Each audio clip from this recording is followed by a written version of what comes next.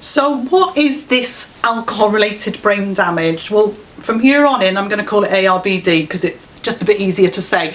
So ARBD is a set of conditions where alcohol is affecting something we call your cognitive function. Now, your cognitive function is the way in which you think, the way you make decisions, the way you reason through things. It covers your memory, it covers some language abilities, some visual spatial abilities. And it's been recognised for some time that people who drink excessive levels of alcohol can end up with problems in these areas. And for a while we hadn't quite got the full concept of what alcohol could do in this way. So a lot of doctors and nurses will know of a condition called Korsakoff syndrome. And Korsakoff syndrome is this particular memory impairment that we've recognised for over 100 years had something to do with alcohol.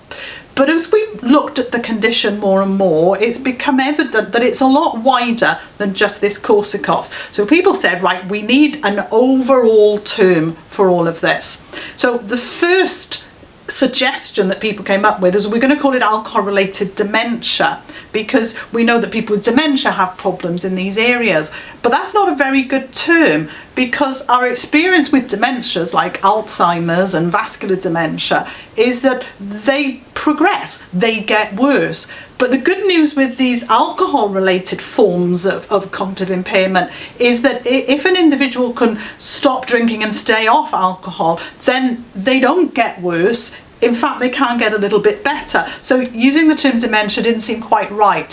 So we've had various different versions of this, and the one we've come up with now is alcohol-related brain damage. So that's what we're going to talk about from here on in.